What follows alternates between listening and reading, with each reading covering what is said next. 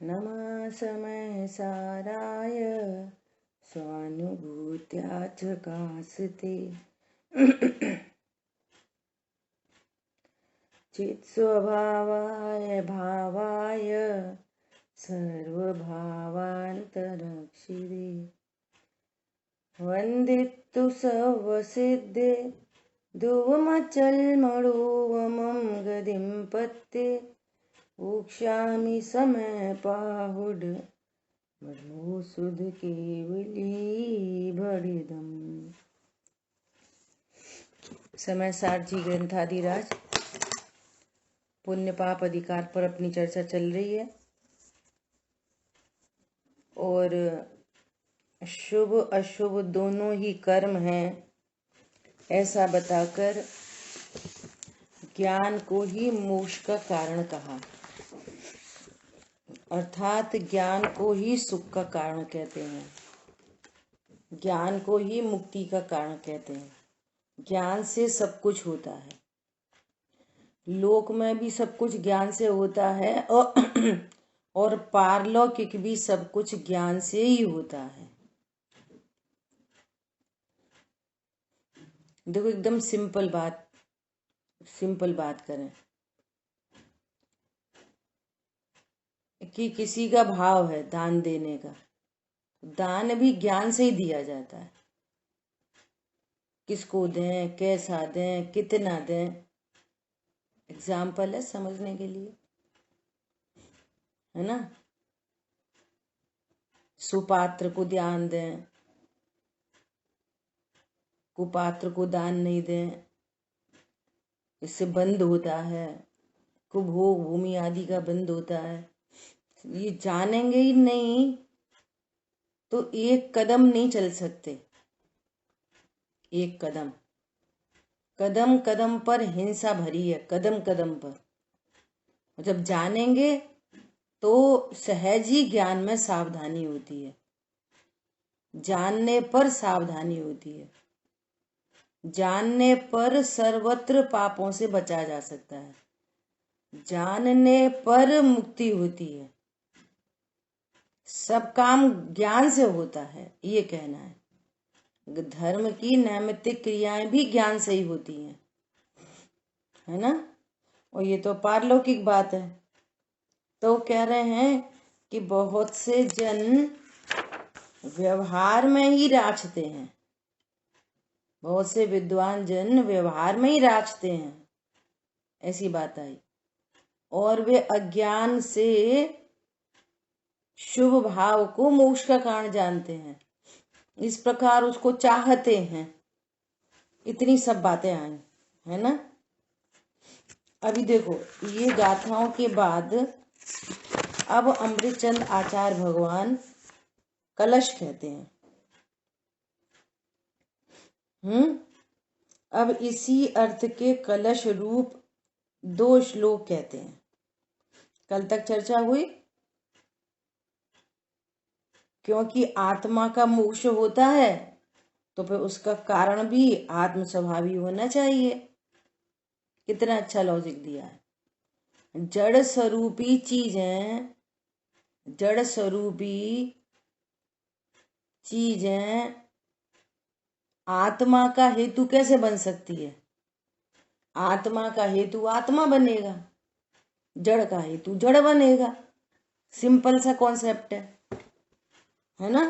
तो कह रहे हैं ज्ञान से ही ज्ञानानंद का भवन होता है, ज्ञानानंद रूप परिणमन होता है ज्ञान से ही। वो शुभ भाव जड़ स्वरूप है, तो जड़ से तो जड़ का ही भवन बनेगा, जड़ रूप परिणमन होगा, कर्म का बंधन होगा, उदय में चीजें प्राप्त होंगी वो भी जड़ प्राप्त होंगी। ऐसी बात यहां पर कह दी। अभी देखो 106 107 नंबर श्लोक, 108 3 श्लोक हैं लगातार।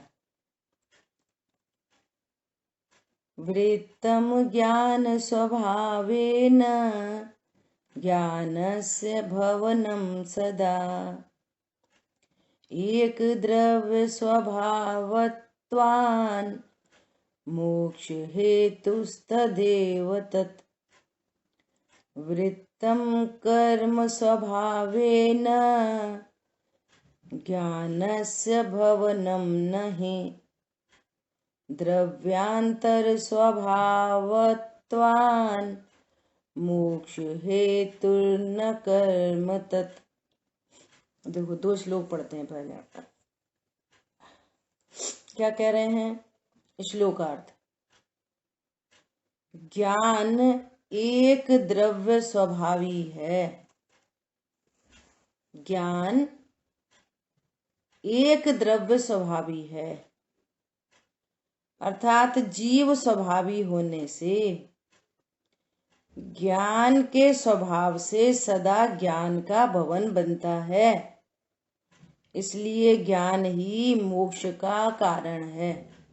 जो पीछे कहा ना, उसी को अमृतचंद आचार्य भगवान ने गुनगुना दिया, श्लोक बना दिए, कलश चढ़ा दिया मंदिर के ऊपर। क्या कह रहे हैं? ज्ञान एक द्रव्य स्वभावी है, एक द्रव्य है ज्ञान। तो ज्ञान से ज्ञान का भवन बनेगा। ज्ञान आनंद, कल चर्चा हो गई, जहां ज्ञान है वहीं आनंद है ना। तो कह रहे ज्ञान से ज्ञान का भवन बनता है, इसलिए ज्ञान ही मोक्ष का हेतु है। निर्णय किया मुक्त स्वरूपो हम, मैं ज्ञान मात्र हूं, मैं संयोग नहीं, शरीर नहीं, कर्म नहीं, ये सब पुद्गलात्मक चीजें हैं। और शुभ अशुभ भाव में भी जीवंतपना नहीं है, वे भी जड़ स्वरूपी हैं। होती भले आत्मा की पर्याय हैं, पर उसमें आत्म स्वभाव नहीं है। जैसे होती तो गुठली आम में ही है, पर गुठली में आमपना नहीं है। समझ आ गई बात? ऐसे ये पर्याय भले ही आत्मा में उत्पन्न हो रही हैं, लेकिन इनमें ज्ञानत्व नहीं होने से इनसे शरीर की क्रिया से और शुभ परिणाम से ज्ञान और आनंद नहीं होता। फिर किससे होता है? ज्ञान से होता है, ये कह रहे हैं। देखो पूजन में पढ़ते हैं ना, वो पढ़ते रहते हैं और बात पकड़ में नहीं आती है। शुभ कर्म कमाऊं सुख होगा, अब तक मैंने यह जाना था। क्या जाना था? शुभ कर्म कमाऊं सुख होगा। सब कहते हैं ऐसे ही। इसलिए क्या कर रहा था? पुण्य कर्म को चाह रहा था, पाप कर्म को त्याग पुण्य को चाह रहा, अपनाना था। बस पाप का त्याग कर दिया, थोड़ी स्थूल, अब पीछे चर्चा हो गई, स्थूल पाप को छोड़ दिया और स्थूल शुभ भावों से ये समझ रहा है मेरा मोक्ष हो जाएगा, मुझे सुख मिल जाएगा। ये अज्ञानता। देखो एक तो स्थूल अज्ञानता कि भैया पुण्य करो तो पुण्य बंधेगा तो लग्जरी मिलेगी। तो भी क्या समझते हैं कि लग्जरी से सुख होता है। तो एक तो एकदम ठेठ अज्ञानता है ना, कि सुख का कारण क्या है? पैसा दुकान मकान धन, इससे सुखी होंगे। और यहाँ स्वाध्याय करने लगे तो जब 7 तत्वों का पता चला तो भी अज्ञान रह गया। और वो कह रहे हैं ना, सर्व कर्म कांड को उखाड़ नहीं पाता। शुभ भाव तो अच्छे हैं, शुभ भाव तो अच्छे हैं, तो कह रहे शुभ भाव से ज्ञान का भवन नहीं बनता। सुख के लिए इस पूरे विश्व में एकमात्र सुख स्वरूपी आत्मा ही होती है। बस स्वभाव के आश्रय से सुख प्रकट होता है। इतनी बात चल रही है, ठीक है। देखो दूसरे 107 श्लोक का श्लोकार्थ। कर्म अन्य द्रव्य स्वभावी है। कर्म कर्म कैसा है? अन्य द्रव्य स्वभावी। शुभ अशुभ कर्म कैसे हैं? अन्य द्रव्य स्वभावी, पुद्गल स्वभावी होने से। कर्म के स्वभाव से ज्ञान का भवन नहीं बनता, इसलिए कर्म मोक्ष का कारण नहीं। कर्म से तो कर्म होगा, कर्म से तो बंध होगा। कर्म से मुक्ति कहाँ होगी? और बंधन में दुख होता है सदा। कर्म से क्या होगा? कर्म से बंध होगा और बंध से दुख होता है। कर्म से बंध होता है, बंध से दुख होता है। और ज्ञान से कर्म नहीं होता, ज्ञान से ज्ञान होता है, तो बंधन नहीं होता, बंधन नहीं होता सुख होता है। ऐसी सीधी सीधी इक्वेशन है। समझ आई बात? देखो जब यहाँ भेद विज्ञान होता है, शुरू से आचार्य भगवान पुण्य पाप को एक बताकर पाप बुरा है और पुण्य अच्छा है ऐसा भ्रम निकाला है। जब यहाँ स्वरूप समझ में आया कि पुण्य पाप एक ही है, पाप बुरा नहीं है, पुण्य अच्छा नहीं है, तो स्टार्टिंग में चर्चा चल रही थी पाप से द्वेष नहीं और पुण्य से राग नहीं। होता हुआ पाप और होता हुआ शुभ भाव, उत्पन्न होता हुआ शुभ परिणाम, अब उस शुभ परिणाम से नया राग नहीं। ओहो ये तो जड़ स्वभावी है, ये तो कर्म है और कर्म से बंध होता है, तो वो कर्म में धर्म की भ्रांति नहीं होती। क्या बोला? जैसे अभी अपन स्वाध्याय कर रहे हैं सब, तो यहाँ पर अभी क्या उत्पन्न हो रहा है? शुभ भाव उत्पन्न हो रहा है। तो अभी क्या हो रहा है? अभी ये कर्म हो रहा है।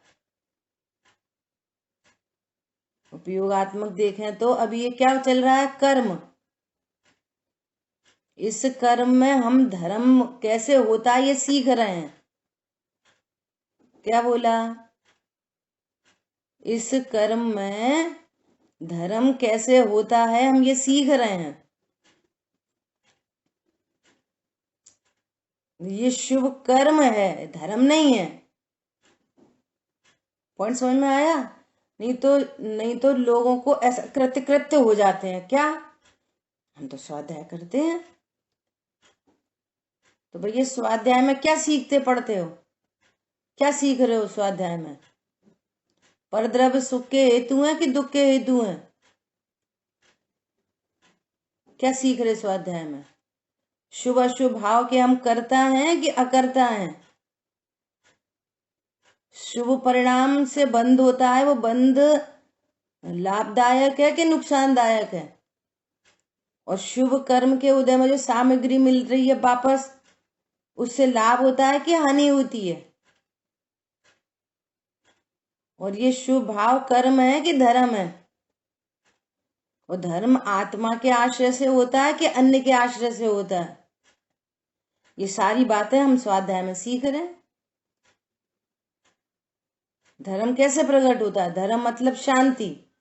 आज की भाषा में बोलो, धर्म मतलब पीस ऑफ माइंड, धर्म मतलब निश्चिंता, धर्म मतलब निर्भरता। तो ये किससे होगी? ज्ञान से। किससे होगी? ज्ञान से होगी। ज्ञान अपने को मैं ज्ञायक हूं ऐसा जानने पर एकदम निश्चिंतता होती है। देखो देह रूप अनुभव करते से ही ये ऐसे वो ऐसे, उनने कम करा ज्यादा करा, हम तो कर करके मर गए, वो नहीं सुनते, आजकल बच्चे ऐसे, आजकल भाई भाई ऐसे, आजकल वो ऐसे, 50 झंझट चालू। और मैं मात्र ज्ञान हूं तब, जहां देह अपनी नहीं तहां न अपनो कोई। बोलो जहां अपने को ज्ञान जानते से ही हो, ज्ञान हूं और परिपूर्ण हूं, ज्ञान हूं और परिपूर्ण हूं, उज्जवल हूं, कुंद धवल हूं, प्रभु पर से न लगा हूं किंचित भी, पर से मुझे कोई लाभ हानि नहीं होती। ये सब मंत्र हैं, ये ऋणमोकार मंत्र है ना, ऐसे ये अध्यात्म के मंत्र हैं, इनको बोल्ड लेटर्स में लिख लेना चाहिए। पर द्रव्य से कोई लाभ हानि नहीं होती। 24 घंटे पर लक्ष्य बना रहे हैं तो सामने दिखता ओ कोई लाभ हानि, मैं तो ज्ञान स्वरूप हूँ। आपको अपनी खुद की याद आ जाए, मैं तो ज्ञान स्वरूप हूँ, मैं भगवत स्वरूप हूँ, परिपूर्ण हूँ, आनंदमयी हूँ। स्वभाव का आश्रय होते से ही आनंद होता, निश्चिंता निर्भरता होती है। इसलिए यहाँ पर क्या कह रहे हैं, इसलिए कर्म मोक्ष का कारण नहीं,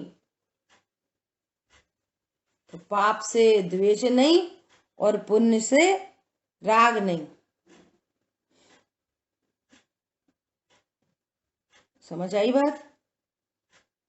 पहले ही बहुत चर्चा हो गई। जिन्होंने ज्ञान स्वभाव को जान लिया और आनंद प्राप्ति हुई है, अब जीव कहते हैं कि हमें ऐसा पुण्य शुभ भाव नहीं चाहिए जिससे पुण्य बंधे, और पुण्य बंधे तो उससे फिर विषय भोगों की प्राप्ति हो और फिर मति भ्रष्ट हो। देख लो, जो धन थोड़ा ज्यादा हो गया मति भ्रष्ट हो जाती है। धन बढ़ते से ही पूरी समय शक्ति फिर काय में लगाते हैं, बाहर की चीजों में। अब ऐसा घर, अब ऐसा मकान, अब ऐसा दुकान, अब ऐसा ऐसा पैसा खर्च करें, ये करें वो करें, समय शक्ति तुरंत कहाँ चली जाती है। अब ऐसा नहीं कि अरे हम धन के प्रति रिलैक्स हो गए, चलो भैया अब अपन अपनी समय शक्ति स्वाध्याय में लगाएं, तत्व ज्ञान करें और अपने ज्ञानत्व का आनंद लें। आई बात समझ में? धन बढ़ते से ही क्या होता है, उसका पूरी समय शक्ति कहाँ जाती है, अब समृद्धि करो। धन बढ़ते से ही रिलैक्स मत हो, चलो भैया एक साइड से रिलैक्स हो गए, अब अपना काम जो करना था वो काम करें। हरी बात समझ में? इसलिए ऐसा पुण्य का उदय नहीं चाहिए जो क्या करे, जो बुद्धि खराब करे, ऐसा बोल रहे हैं। अब आगामी कथन का सूचक श्लोक कहते हैं। शांतनु पढ़ो। नमः समय सारा की उस पर ये अनुभुष्ट। मोक्ष हेतु तिरोधाना द्वन्द्वात् स्वयमेव च। द ना के साथ ही लगाना है। मोक्ष हेतु तिरोधानात् बन्धत्वात् स्वयमेव च। मोक्ष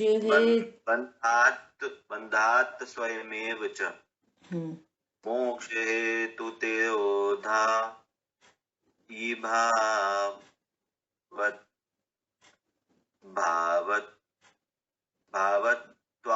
भावत्वात् निषिध्यते।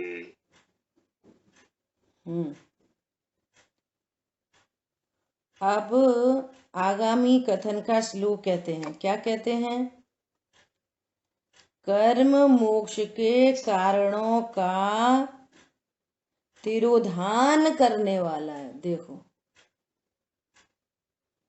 कर्म क्या करने वाला है? मोक्ष का और तिरोधान कर देता है, तिरोभूत कर देता है, ढक देता है। देखो, जैसे ये भाव उत्पन्न होते हैं ना, जैसे इस समय शास्त्र के प्रति भाव चल रहा है ना, शुभ भाव चल रहा है, तो इस शुभ भाव ने ज्ञान स्वभाव का तिरोधान कर दिया, तिरोभूत हो गया इस समय। पुरुषा सिद्धि उपाय में हिंसा की चर्चा करते हुए आचार्य भगवान ने बोला, राग की उत्पत्ति हिंसा की उत्पत्ति है। दुनिया कहती है किसी को मारना, सताना, दुख देना वो हिंसा है ना। और जैन शासन में कहते हैं राग की उत्पत्ति हिंसा है, राग की उत्पत्ति मात्र हिंसा है।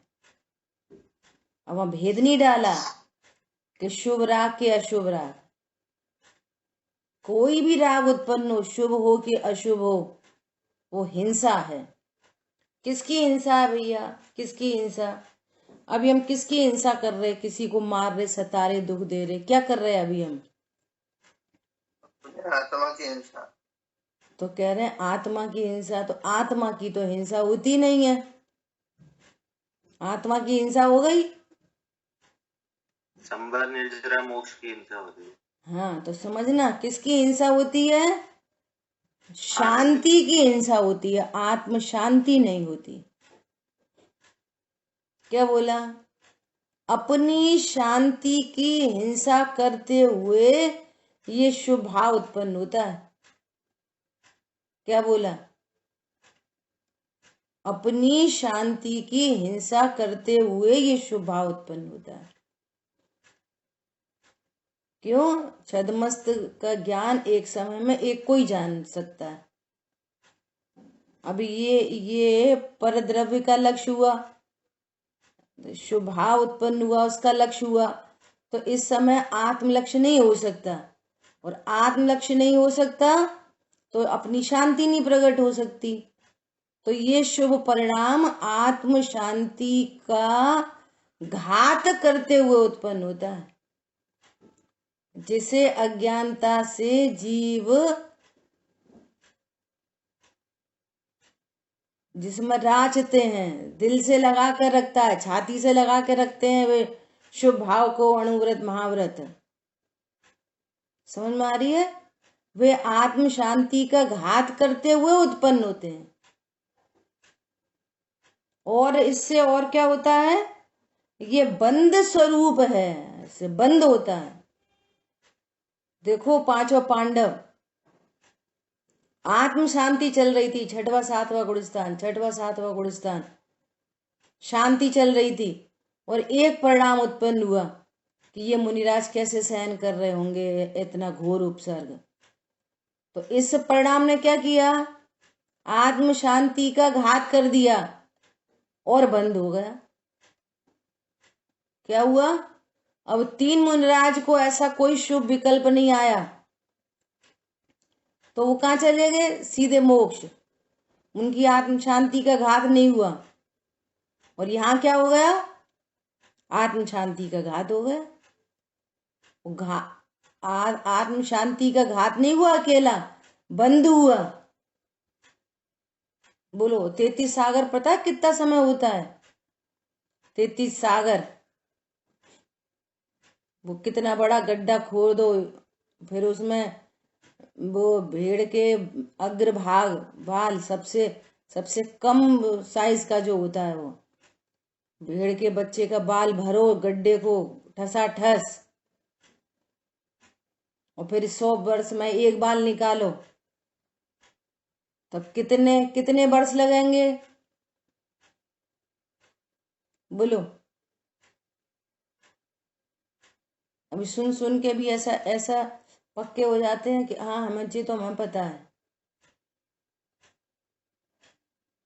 यहाँ तो शुभ भाव के लिए कह रहे हैं कि ऐसा बंद का हेतु है, और जो समय पाप भाव में जाता है उसकी तो कहानी कौन करे कथा। विचार कर लो।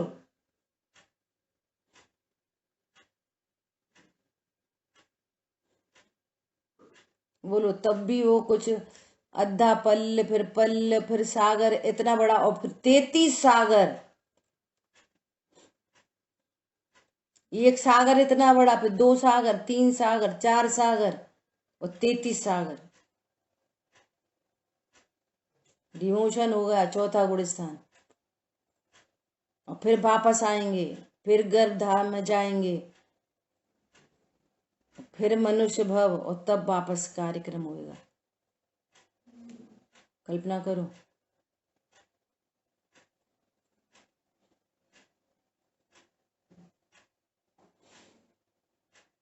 क्या बोल रहे हैं? कर्म मोक्ष के कारणों का तिरोधान करने वाला है और वह स्वयं ही बंध स्वरूप है। स्वयं ही बंध स्वरूप है। इसलिए भैया एकांत रूप से, बिल्कुल एकांत रूप से स्वहित करना चाहिए, एकदम स्वार्थी। स्वार्थ जगत में तो सब चीजों का अर्थ उल्टा उल्टा ही निकलता है। स्वार्थी मतलब अपना खा ले, अपना पी ले, अपना पैसे बचा ले, अपना मतलब हल कर ले, सो स्वार्थी। यहाँ कहते हैं स्व का अर्थी। स्वार्थी मतलब आत्मार्थी, मतलब मोक्षार्थी। पूरी समय शक्ति स्व को जानने में लगा है। ये है, क्या कह रहे हैं? कर्म मोक्ष के कारणों का तिरोधान करने वाला है। देखो तिरोधान कर दिया, 3 भाई मोक्ष चले गए और इनको बंद हो गया। वो बंद स्वरूप है, बंद स्वरूप है, तथा मोक्ष के कारणों का तिरोधाई भाव स्वरूप है, इसलिए उसका निषेध किया गया है। देखो, कर्म का स्वरूप है मोक्ष के कारणों का, अर्थात संवर निर्जरा का घात कर देता है। शुभ राग संवर निर्जरा का घात होता है, इसको हिंसा कहते हैं। ये स्वहिंसा हो रही है, स्वहिंसा। और जहां स्वहिंसा है तो फिर पर हिंसा तो लागू पड़ी जाती है। पर घात हो ना हो, स्वघात तो हो ही गया।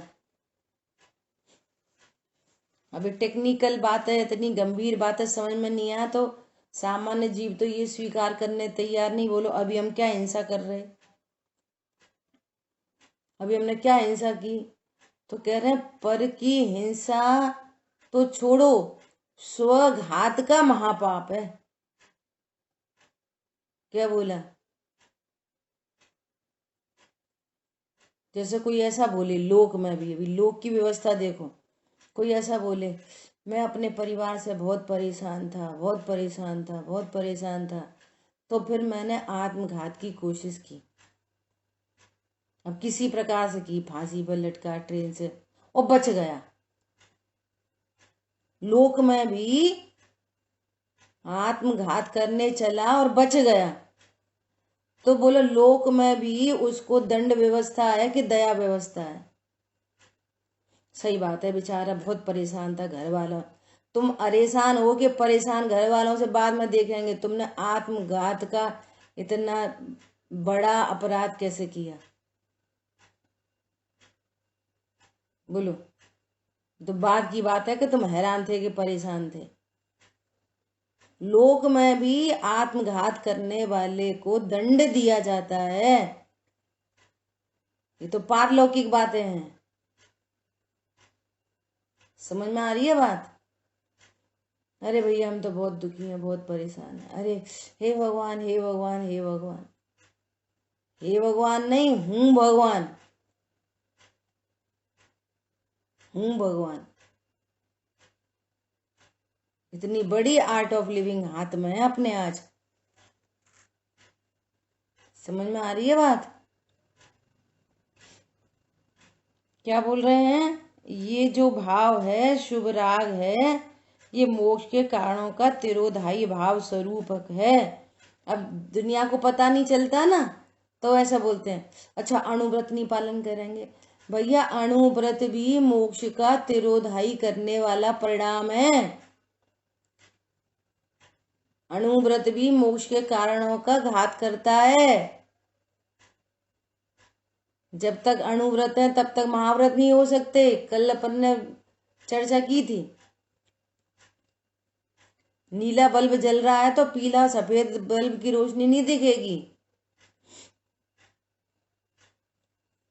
उसका अभाव हो तो फिर अगली रोशनी दिखती है। अणुव्रत हैं जब तक महाव्रत नहीं हो सकते, और जब तक महाव्रत हैं तब तक मोक्ष नहीं हो सकता। उल्टा देखो तो वो उल्टा बनेगा। ऐसा जब तक महाव्रत के परिणाम चल रहे हैं तब तक मोक्ष नहीं हो सकता, और उन परिणाम का भी अतिक्रम करके बार बार छठवा गुणस्थान आना पड़ रहा है। बार बार छठवा आता है, स्वरूप से छूट जाते हैं। छठवा सातवां छठवा सातवां, अब छठवें में ही रहकर और अब सातवें में रहकर और अब छठवें में नहीं आए और आठवें में चले जाएं। ऐसा तीव्र पुरुषार्थ। जिस सातवें गुणस्थान से छठवें में आते हैं ना, उसको बोलते हैं 100 स्थान सातवां गुणस्थान। 100 स्थान, बार बार उधर ही छठवा सातवां छठवा सातवां। और जिस सातवें तैयारी सातवें में ही होती है, आठवें में जाने की तैयारी सातवें में ही होती है, और जिस सातवें के बाद अब आठवें में चढ़ते हैं तो उसको कहते हैं सातिशय गुणस्थान। वो सातिशय है, अतिशय सहित। देखो अब ये अनंत अवस्था को लेके आएगा। आई बात समझ में?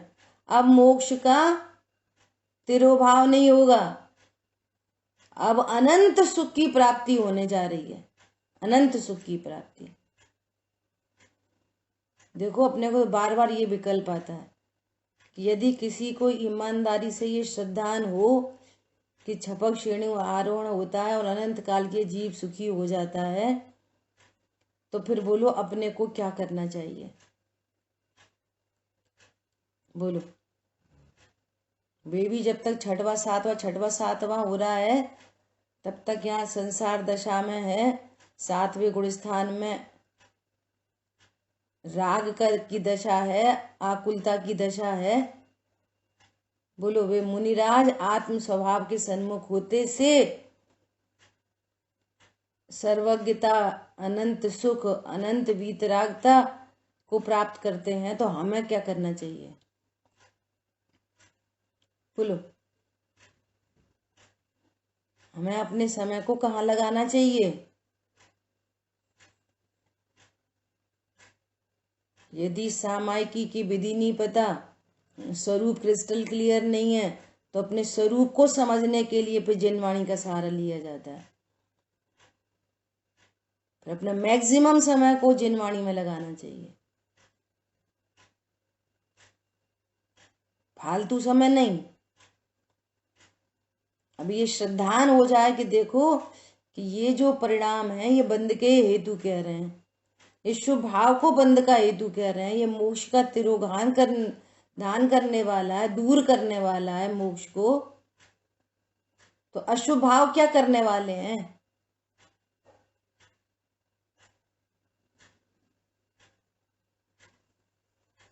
अब पहले यह सिद्ध करते हैं कि कर्म मोक्ष के कारणों का तिरोधान करने वाला है।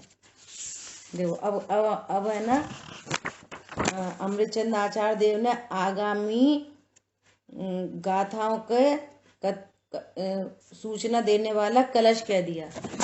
अब इसी अर्थ की गाथाएं आ रही हैं 157, 58, 59। तो कितना बढ़िया आचार्य भगवान भी कितनी सरलता से धीरे धीरे एकदम इजी से क्रम से आगे बढ़ रहे हैं। देखो स्टार्टिंग कहाँ से, धुआंधार की, पुण्य पाप एक है। एग्जाम्पल क्या दे दिया? सरल एग्जाम्पल, शूद्रा के पेट से उत्पन्न हुए 2 बच्चे। एक टीका लगाता है और एक मदिरा से स्नान करता है। जगत की दृष्टि से दिखता है टीका लगाने वाला, चंदन मंदन लगाने वाला, अच्छा ये तो क्या, ये तो शराब पीता है। बोलो, ये स्थूल लौकिक दृष्टि है। फिर आगे बढ़ते हुए फिर बंद के हेतु कहे दोनों को कि भैया एक सुशील कुशील कैसे हो सकता है, दोनों ही बंद के हेतु हैं। फिर आगे कह रहे हैं कि ज्ञान से ही कार्यक्रम बनता है, ज्ञान को खड़ा किया। ज्ञान मतलब जो ज्ञान अपने को भगवान आत्मा जाने, ऐसी बात की। फिर कह रहे हैं कि स्वरूप नहीं जानने के कारण अज्ञानता से सामायिकी की प्रतिज्ञा लेकर भी कि नहीं मुझे तो मुक्ति चाहिए, फिर भी शुभ भाव को ही चाहते हैं, उसी में रास्ते हैं, ऐसी बात बताया। अब कह रहे हैं कि भैया ज्ञान से ही ज्ञान का भवन बनता है, कर्म से कैसे? अब उसकी सिद्धि कर दी। कर्म तो मोक्ष को दूर करता है। कर्म तो 28 मूल गुण मोक्ष से दूर करते हैं। फिर कर्म बंध रहा है, फिर उदय में आ रहा है, फिर कर्म बंध रहा है, उदय में आ रहा है, और स्वभाव की सन्मुखता से निर्जरा चल रही है। लेकिन ऐसी निर्जरा नहीं चल रही जो शेष संजुलन चारित्र मोहिनी कर्म की निर्जरा कर दे। फिर स्थिरता विशेष हो एकदम, और छपक श्रेणी आरोहण हो, तो मोक्ष की प्राप्ति होती है। अब छपक श्रेणी आरोहण में ज्ञान ज्ञायक का लक्ष्य किए हुए है कि अरे अरे शुभ भाव तो रह गए, शुभ भाव तो करने चाहिए, रह गए। बोलो, ज्ञान में शुभ परिणाम का निषेध वर्तता है। क्या वर्तता है? ज्ञान में निषेध वर्तता है शुभ परिणाम का। अब ये कैसे घात करता है ये शुभ परिणाम मोक्ष का कैसे घात करता है? तो आचार्य भगवान इतना सरल एग्जाम्पल दे के कह रहे हैं कि जैसे सफेद वस्त्र पर मैल लग जाता है तो वो सफेद वस्त्र को ढक देता है, ऐसे ही ये शुभ परिणाम ज्ञान पर मैल चढ़ा देते हैं। सो क्या हो जाता है? श्रद्धा पर मैल चढ़ जाता है, चारित्र पर मैल चढ़ जाता है। जो रत्नत्रय थे, सम्यक दर्शन ज्ञान चारित्र, उस पर मैल चढ़ जाता है, ऐसा कह रहे हैं। उसका रत्नत्रय का घात कर देता है ना? देखो, पढ़ो जरा, शांतनु पढ़ो गाथा।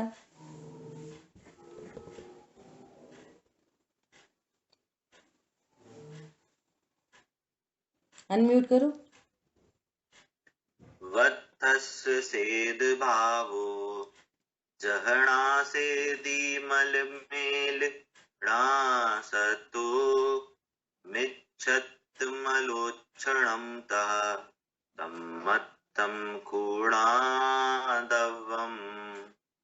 वत्तस्य सेद भावो जहणा से दीमल मेलणा सतो अन्नाणमलोक्षणं तः प्राणम होदीणादवम्। वत्थस्य सेद भावो जहणा सेदीमल मेलिणा सतो कसायमलोक्षणं तः चारित्रं पीणादवम्। देखो कितने विस्तार से कह रहे हैं।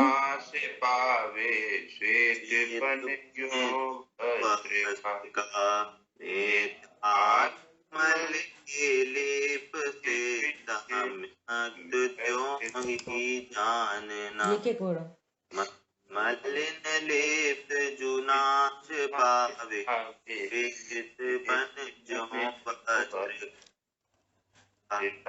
अज्ञान में लेप से सद्ज्ञान त्यों ही जानना। मल मलिन लेप्त जुनाश पावे, श्वेतपन ज्यों वस्त्र का।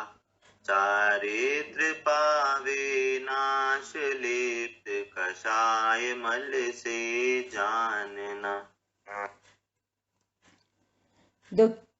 कितने विस्तार से आचार्य देव धीरे धीरे एक एक को एक एक कह रहे हैं। एक बार ज्ञान से घटित कर रहे हैं, एक बार श्रद्धा से, एक बार चारित्र से, है ना। क्या बोल रहे हैं?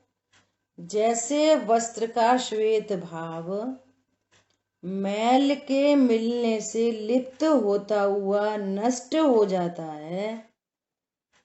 कौन नष्ट हो जाता है? वस्त्र नहीं, वस्त्र का श्वेत भाव। वस्त्र में श्वेत भाव है ना, वस्त्र का भाव सफेद भाव। स्पर्श रस गंध वर्ण मेड है तो उसकी इस पर वो वर्ण गुण की पर्याय है सफेद। देखो कितना लॉजिक लगता है। वर्ण गुण को नष्ट नहीं करता, वर्ण गुण की जो पर्याय है ना सफेद, उसको नष्ट कर देता है। ऐसा यहाँ पे लगाओ, ज्ञान गुण को नष्ट नहीं करता, कर्म बंधन से और ज्ञानावणी कर्म बनता है तो ज्ञान आच्छादित हो जाता है, वो भेद ज्ञान नहीं कर पाता। ऐसे श्रद्धा गुण को नहीं, श्रद्धा की पर्याय दर्शन मोहिनी कर्म बनता है तो क्या होता है? उससे सम्यक दर्शन ढक जाता है, सम्यक दर्शन नहीं प्रकट होता।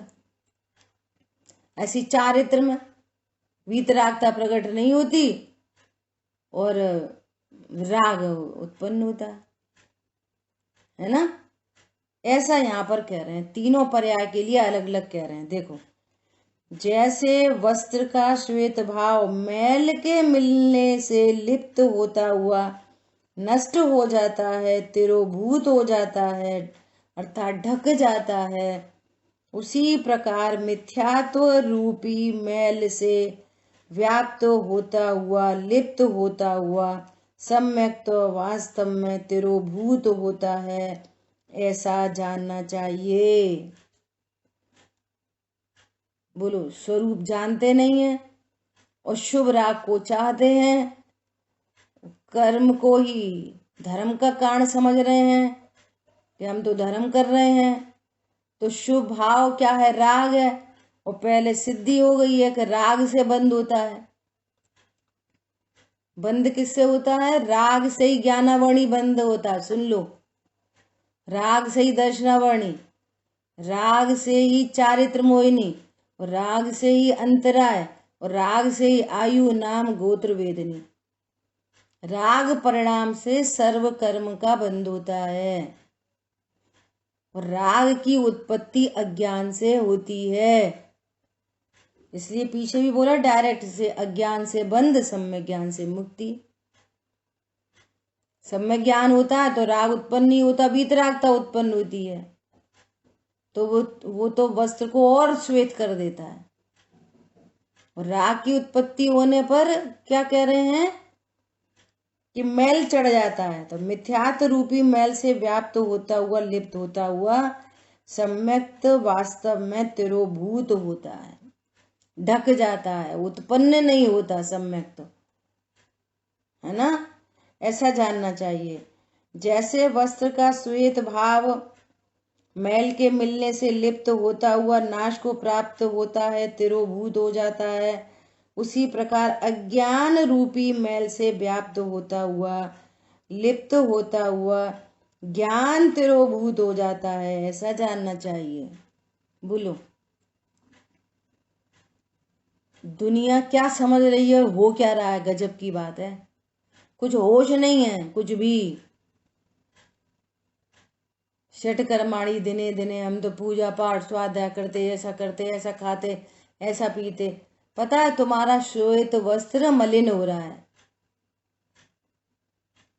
ज्ञान पे मैल चढ़ रहा है, ज्ञानावणी कर्म बंद हो रहा है, अर्थात चारित्र मोहिनी कर्म बंद हो रहा है, तुम्हारी श्रद्धा मलिन हो रही है, तुम्हें अपना विश्वास नहीं हो रहा और सारे जगत का विश्वास है, देव शाह गुरु का विश्वास है, आत्मविश्वास उदित नहीं हो रहा। कर्म से ये कार्यक्रम चल रहे हैं। जैसे वस्त्र का श्वेत भाव मैल के मिलने से लिप्त होता हुआ नाश को प्राप्त होता है, तिरोभूत हो जाता है, उसी प्रकार कषाय रूपी मैल से व्याप्त लिप्त होता हुआ, कषाय रूपी मैल से लिप्त होता हुआ, अभी तो यहाँ भाव की बात चल रही है। अज्ञान मोह राग द्वेष के जो भाव हैं उनको मैल कह रहे हैं मूल में, और उनसे फिर कर्म बनते हैं। कर्म तो पर सत्ता है, मूल मैल किसको कह रहे हैं? अज्ञान मोह राग द्वेष को भाव कर्म, ये भाव मैल है, ये मैल है, ये आत्मा का। अज्ञान होगा तो सम्यक ज्ञान नहीं हो सकता। शांतनु मामा जी को हिला दो, बगल में बैठे तुम्हारे।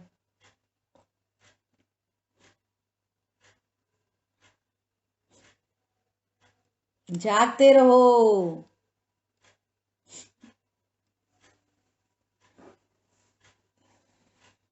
समझ आई बात? अज्ञान ने ज्ञान पर मैल चढ़ा दिया है, तो सम्यक ज्ञान नहीं उदित हो रहा।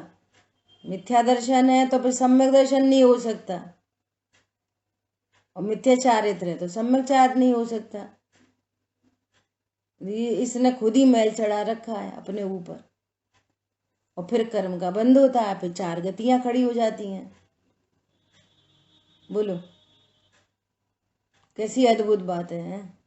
और होश नहीं है, हो क्या रहा है? बोलो। उसी प्रकार कषाय रूपी मैल से व्याप्त लिप्त होता हुआ चारित्र भी तिरोभूत हो जाता है, ऐसा जानना चाहिए। ज्ञान का सम्यक, तो देखो टीका में शब्द देखो, सब कुछ ज्ञान है ना, तो कह रहे ज्ञान का सम्यक, तो जो कि मोक्ष का कारण रूप स्वभाव है, वो पर भाव रूप मिथ्यात्व नामक कर्म रूपी मैल के द्वारा व्याप्त होने से तिरोभूत हो जाता है।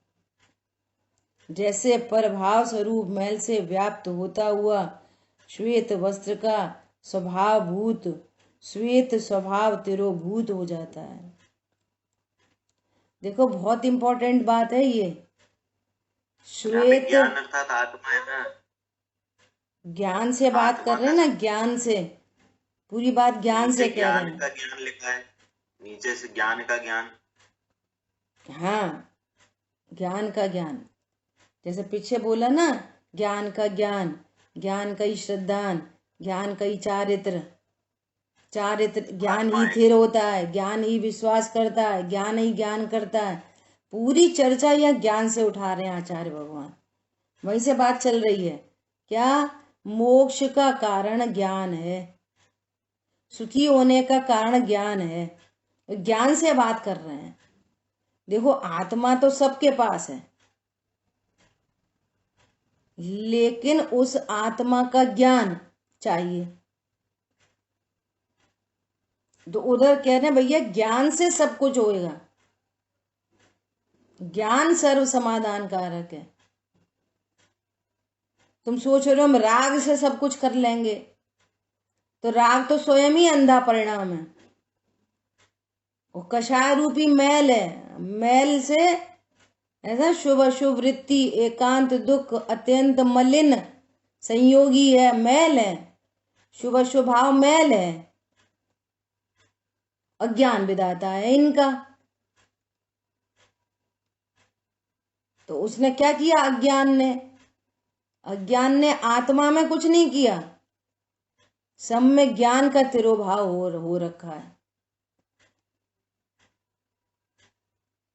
श्रद्धा विपरीत है तो सम्यक दर्शन तिरोभूत हो रखा है। श्रद्धा गुण नहीं, आत्मा नहीं, कर्म राग आदि रहते बाहर, आत्मा को तिरोभूत करने वाला कोई पैदा नहीं हुआ। शुद्ध पर्याय का तिरोभाव होता है। कितना कर्म का बंद हो जाए, आत्मा का तिरोभाव नहीं होता। त्रिकाली ध्रुव है। कर्म राग आदि रहते बाहर, जब राग आदि बाहर रहते हैं तो कर्म तो और भी बाहर हैं। भगवान आत्मा को ढकने वाला कोई पैदा नहीं हुआ। तुम्हारी शुद्ध पर्याय नहीं प्रकट होती, तुमको आत्म लाभ नहीं हो पाता। आत्मा है और लाभ नहीं हो रहा। भरा बोरी चीनी रखी है, खा नहीं पा रहे, क्यों पता नहीं है। एक बोरा भरा तो रखा है घर में, समझ में आ रही है, लेकिन खा ही नहीं पा रहे, दूसरों से मांग रहे हैं। चीनी दे देना भाभी जी 1 कटोरी। समझ में आ रही है बात, दूसरों से मांग रहे। ऐसी सुख स्वरूपी भगवान आत्मा यहाँ विराजमान है, पता नहीं है, भोगों से सुख मांग रहे। किससे मांग रहे सुख? अब घूमो, अब खाओ, अब फिरो, अब टीवी देख लो, अब मोबाइल में लगे रहो, सुख हो। क्या हो रहा है? सुख हो रहा है, सुख। बोलो। सोचा करता था हो जाना चाहिए, था पास्ट टेंस। विषयों से बुझ जाएगी इच्छा ज्वाला, परिणाम निकलता है लेकिन मानो पावक में घी डाला। गाय आते हैं, बस हम पूजा करते, गाना गायाते माँ, मुझे क्लिक नहीं होती। ओहो, सोचा करता था भोगों से मिट जाएगी इच्छा ज्वाला, भोग लिए इच्छा मिट जाएगी, फिर भोगे पे इच्छा मिट जाएगी। इच्छा दुख रूप है, इच्छा इटसेल्फ दुख रूप परिणाम है। इच्छा उत्पन्न हुई, दुख उत्पन्न हो गया। एनी टाइप ऑफ इच्छा। देखो, मंदिर जाने की भी इच्छा, स्वाध्याय करने कराने की इच्छा, जी क्या है? वीतराग परिणाम है, आनंदाई ये आकुलता ही है इसमें भी। और बोलो, और स्वभाव की सन्मुखता हो और मंदिर नहीं गया और स्वभाव की सन्मुखता हो रही है तो क्या होएगा? आनंद हो जाएगा कि नहीं हो जाएगा? तो कोई बोले तो फिर मंदिर नहीं जाए, मंदिर जाने से क्या होता है? हाँ तो नहीं जाओ, मंदिर जाकर विधि सीखते हैं। तुम्हारे को विधि आ गई और तुम्हारे को वीतरागता प्रकट हो गई। देखो, मुनिराज को मंदिर जाने की कोई पाबंदी नहीं है, कोई उनके आवश्यक में नहीं आता है। सहज देव दर्शन है तो करते हैं, और करते क्या है? जिससे लाभ होता है उसकी महिमा आती है, जिससे लाभ होता है उसकी महिमा आती है, उससे मिलने जाते हैं। हमें क्यों जाना चाहिए? पंडित साहब ने लिख दिया, जब मैं आता पुडिंग निज स्मरण सुआय। घर गृहस्थी में कौन याद दिलाता है कि तुम शुद्ध आत्मा हो? पापा, मम्मी, अम्मा, दादी, ये बनाओ, ये खाओ, दिन भर यही तो पुकार है घर में। इसलिए जाते हैं देवशास्त्र गुरु के पास। हे पार्शनाथ, तुमने हमको यह बतलाया, निज पार्शनाथ में स्थिरता से सम्यक सुख होता सिखलाया। इसलिए जाते हैं मंदिर विधि सीखने, अपन बार बार अपनी याद आए, शांति प्रकट हो, इसलिए जाते हैं मंदिर। समझ आई बात? स्वरूप को जाना नहीं है, अज्ञान, मोह और राग द्वेष ये मैल है। ये किस पे लग जाते हैं? ये मैल शुद्ध पर्याय प्रकट नहीं होने देते। ये परिणाम भगवान आत्मा पर कुछ नहीं करते। ये परिणाम भगवान आत्मा में कुछ नहीं करते। त्रिकाली ध्रुव सनादि से शुद्ध सुरक्षित तत्व है। ठीक है, टीका पर और विशेष चर्चा कल करेंगे। जिन वाणी के ज्ञान से सूझे लोकालो, सो वाणी मस्तक नमो सदा देत हूँ धो। बोली द्वाशांग मई जिनवाणी माता की जय हो। जय जिनेन्द्र सभी को। जय जिनेन्द्र।